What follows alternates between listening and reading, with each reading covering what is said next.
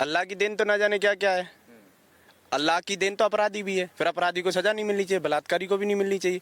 जन्म तो उनका भी अल्लाह की वजह से हुआ है। कल को ये रोजगार मांगते हैं, अब मैं युवा हूँ, भाई भी युवा हैं, ये सारे खड़े हैं, फिर अब ये कहेंगे रोजगार दे दो। भैया अपने पास सोर्सेज लिमिटेड हैं, जिनको फॉलो करना है, नहीं कर रहे हैं तो भैया डंडा निकालना पड़ेगा। अच्छा। हर जगह लोकतंत्र नहीं चलता, कुछ जगह आपको तानाशाही लानी पड़ेगी। सरकार रिक्वेस्ट करती सर प्लीज मास्क लगा लो, सर प्लीज मास्क लगा लो।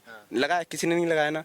जब सरकार और पुलिस ने उठाए डंडा सोटे और जब पड़े भाई साहब लाल हुए पीछे इनके, फिर मास्क क्या भाई साहब, इतने बड़े बड़े वो पता नहीं कौन कौन सी मशीनें लगा के घूम रहे थे। तो जनसंख्या नियंत्रण कानून, ठीक है, तो उसमें क्या लग रहा है आपको, जनसंख्या नियंत्रण कानून देश में आना चाहिए?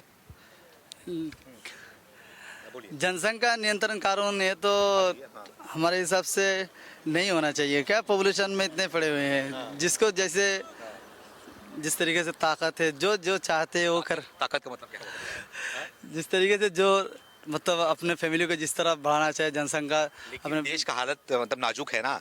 100 लगभग 150 करोड़ आबादी पहुंचने वाली है। यहाँ पे बेरोजगारी है, महंगाई है, सारी जनसंख्या बढ़ती जा रही है। उसे कंट्रोल के लिए अगर संविधान हमारा हक दे रहा है कि जनसंख्या नियंत्रण कानून लेके आ जाए, तो इसको आप लोग स्वीकार करेंगे या फिर नहीं करेंगे? देखिए ये बात तो असल जो जन्म देने वाले तो माँ बाप माँ बाप जरिया होता है, और देने वाला तो अल्लाह और ईश्वर जो भगवान जो जो कहता है वही देते हैं। अच्छा। लेकिन रोकने वाले हम कौन होते हैं इसमें? रोकने वाले आप कोई नहीं होते। सर खड़े रहिए एक बार, यहाँ पे आइए। क्या नाम है आपका? रमन, रमन जी, कहाँ के रहने वाले हैं?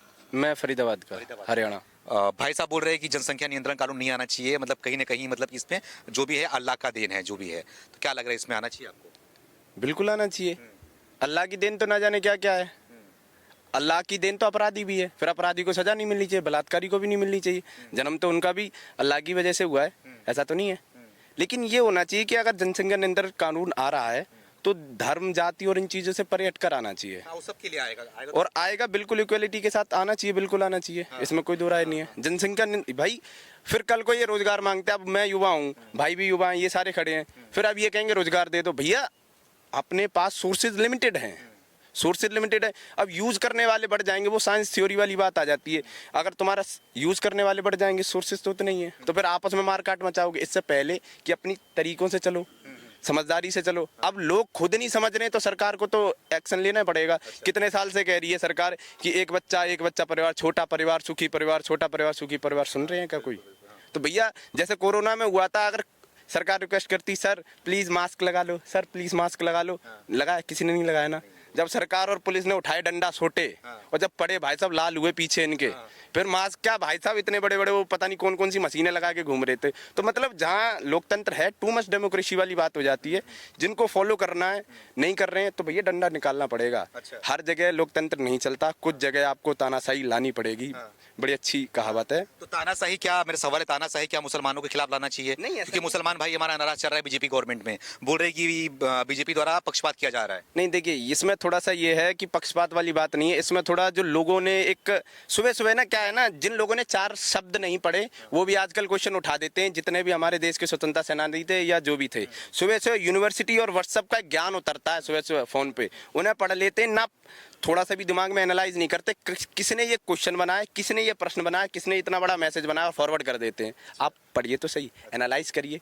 छूटते ही मीडिया में दिखा दिया, ये कर दिया, वो कर दिया, वो करने लग गए।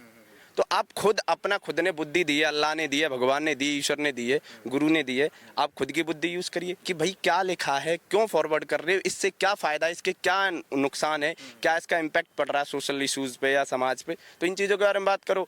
नहीं कर रहे तो फिर यही होगा कि एंटी है, ये है। कांग्रेस आ जाएगी तो कांग्रेस को लेकर कोई ना कोई कहेगा एंटी हिंदू है, एंटी वो है। भैया हर कोई परेशान है, कोई अपनी जात को लेकर, कोई खालिस्तान को लेकर बैठा है। अगर उधर पूर्वोत्तर में चले जाओ तो वो ये लेकर बैठे भैया हमें बोडोलैंड चाहिए, असम में ही 4 बार घुसे हुए हैं। कोई कह रहा नागालैंड चाहिए, अलग से हमें नागालैंड एक देश चाहिए। तो भाई अगर ये तो क्षेत्रवाद वाला बात, फिर जाति पे आ जाओ। भैया अगर ऐसी बात है तो मुसलमान आज से नहीं है, यहाँ पे रहने वाला मुसलमान यहीं का है, ये यहीं के।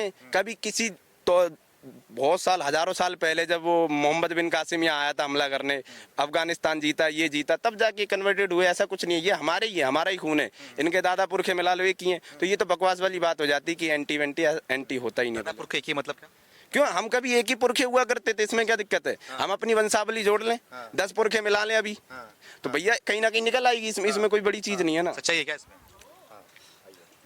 जे इनके हिसाब से जो है ना, जो जन्म देने वाला जो होता है हमारे नबी जो बाबा आदम अलैहिस्सलाम, वही सबका बाबा है, मतलब बाप है। सबसे पहला मर्द वही है, और उनके साथ उनकी बीवी जो है, हमारे पूर्वज सब एक ही थे।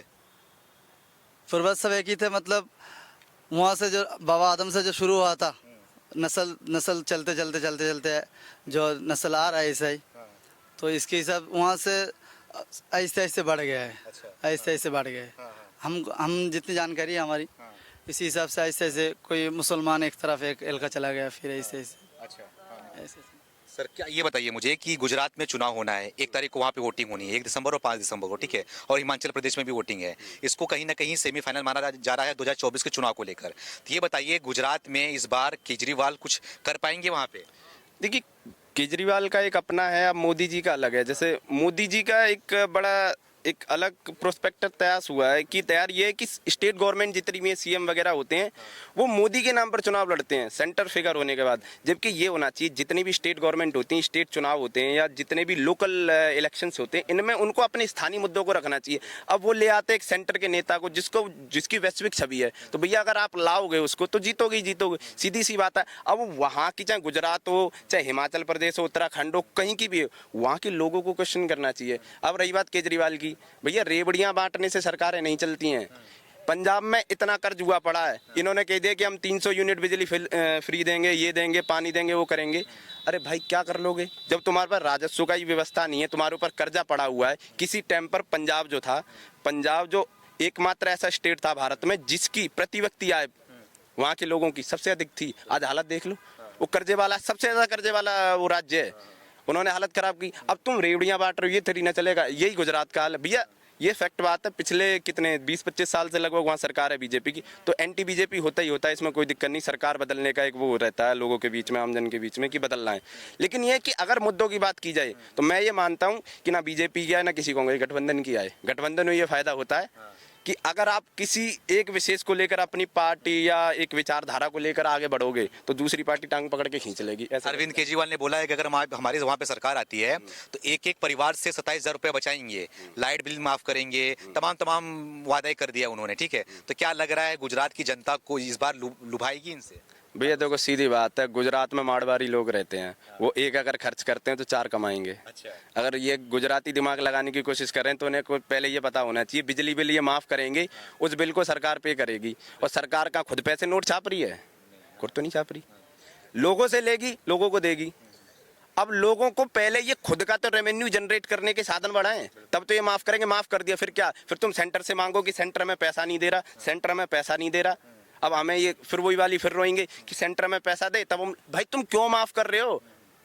इतने सारे अर्थशास्त्री हैं जो चाहे आरबीआई के रह चुके हैं या बाहर के जो इंडिया में ही पढ़े हुए हैं, जो बाहर बहुत सारे विश्वविद्यालयों में पढ़ा रहे हैं, चाहे हार्वर्ड हो, ऑक्सफोर्ड हो, इन सारों में पढ़ा रहे हैं, वो खुद ये कहते रहते हैं। आज दिन जब उनका जर्नल छपता है या उनका संपादकीय छपता है अखबारों, वो खुद कहते हैं कि जब तक फ्री वाला सिस्टम खत्म नहीं होगा ना, आप नहीं कर सकते। जब आपको खुद की अपनी सिचुएशन दिख रही है, परिवार में भी होता है कि जब भाई कर्जे में है तो क्यों खर्चे कर रहे फालतू के। तो भाई आप पहले कमाने के साधन बढ़ा दो, उसके बाद जनता को माफ करो। भैया इंडिया का संविधान भी तो ये कहता है कि this is a welfare state. Welfare state है, कोई दिक्कत नहीं, पहले आप कमाने के साधन बनाओ तब तो करिए। तो वो क्या लग रहा है आपको कि 2024 में जो चुनाव होने वाला है प्रधानमंत्री को लेकर, तो क्या लग रहा है कि टक्कर किससे मान रहे हैं आप, मोदी का, अरविंद केजरीवाल या फिर राहुल गांधी? राहुल गांधी का नहीं है, उनको तो खत्म कर रखा है मीडिया ने या किसी ने। उनका तो चेहरा ये बना रखा है कि बस।